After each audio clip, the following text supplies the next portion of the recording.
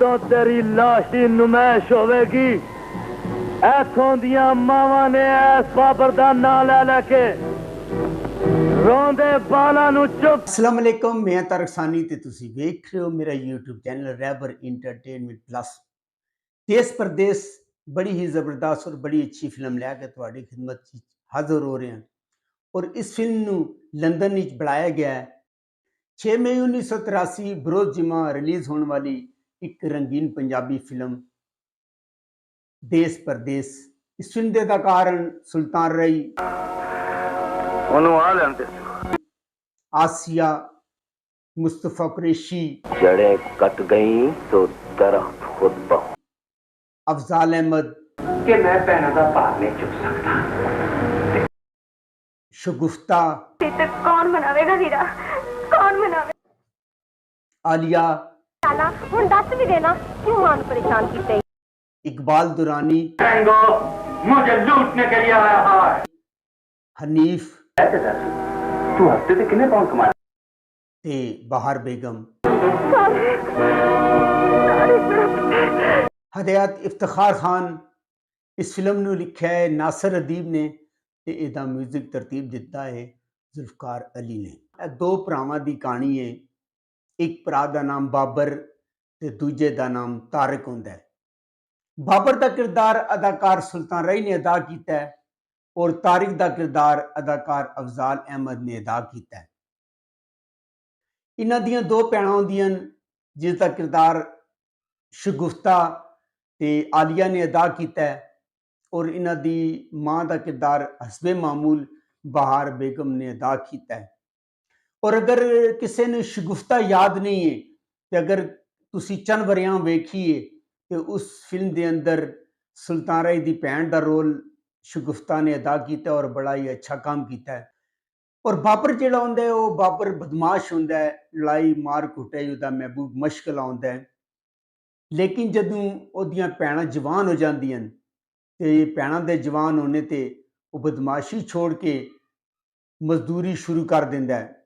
और अगर कोई भी उहदे सामने बदमाशी करन दी कोशिश करता है तो वो हथ बन के कहता है कि भाई मैनू माफ़ कर दे और एक शरीफ इंसान बन जाता है। अफजाल अहमद ने तारिक का रोल किया है और तारिक जिहड़ा होंदा है एक पढ़े लिखे इंसान होंदा है।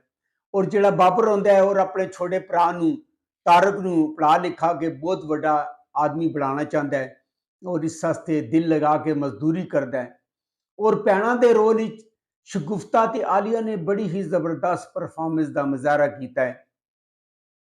और जदों तारिक जिहड़ा होंदा है वो पढ़ाई छोड़ दिंदा है और पढ़ाई छोड़ के बाहर जाने की जिद करता है। मैनू अखां ते बंद कर लैण देना कमदा ता ओए जदों कल्ला रह जाएगा ते जिन्नियां चाहे मजदूरियां लभ लई असां तेरा कबर चों बाहर आ।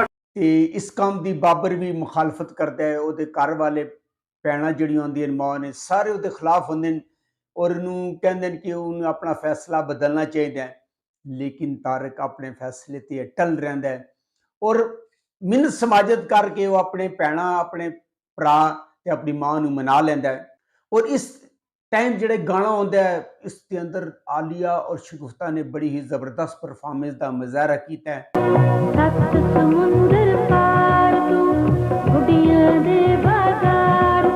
बाबर जिहड़ा होंदा है वो भी मन जाता है। तारिक सब नूं छोड़ के इंग्लैंड चला जाता है और उत्थे जाके मेहनत मजदूरी की तलाश शुरू कर दिंदा है। और अपने एक दोस्त नूं जिहदे उत्ते उसनूं बड़ा मान होंदा है जिहड़ा उहनूं कहंदा है कि तू मेरे कोल आ जा, उहदे कोल जांदा है। लेकिन वो दोस्त उहनूं हथ मिला के अखां चुरा के उहदे कोलों गुजर जांदा है। नौकरी की तलाश करता है पर हर दफा उहनूं मायूसी होंदी है। आसिया ने फिल्म के अंदर रानी का किरदार अदा किया है जिहड़ी कि सुल्तान रई दी मंगेतर होंदी है। और आसिया दे फिल्म के अंदर कोई खास काम नहीं है। जिस तरह तुसीं आम फिल्म देखिया कि हीरोइन होंदी है, दो चार गाने होंदे हैं और आसिया तकरीबन काफ़ी सारी जिहड़ी फिल्म गुजर जाती है जेल च होंदी है। ते तारिक जदों जांदा है तो बाबर उहनूं कहंदा है कि वो जांदे ही आसिया यानी कि रानी दे नाल मुलाकात करेगा। पर जदों उत्थे पहुंचदा है तो उहनूं पता चलता है कि रानी जिहड़ा जेल गई हुई है उत्थे दा एक दोस्त बन जाता है। और तारिक नौकरी की तलाश निकलता है और एक गड्डी दे नाल उहदी टक्कर होंदी है खैर उन्हों का आपस ही तारफ होंदा है और जो सेठ होंदा है ਉਹਨੂੰ अपनी गड्डी चलाने ते रख लैंदा है। बाबर गड्डी चलाना शुरू कर दें और इस दौरान उसकी गड्डी में एक ब्रीफकेस रह जाता है। ये ब्रीफकेस सेठ शौकत का होंदा है। उस सेठ शौकत के कोल जांदा है। सेठ शौकत उसकी ईमानदारी तो मुतासर होंदा है और उन्होंने अपने कोल मुलाजम रख लैंदा है और उसकी 500 पाउंड जिहड़ा ना तनख्वाह मुकर्रर कर देंदा है। तारक थोड़े बहुत पैसे इकट्ठे करके कार भेजदा है और कार वाले ਉਹਦੇ ਜਿਹੜੇ ਹੁੰਦੇ ਨੇ ਬਹੁਤ ਖੁਸ਼ ਹੁੰਦੇ ਨੇ।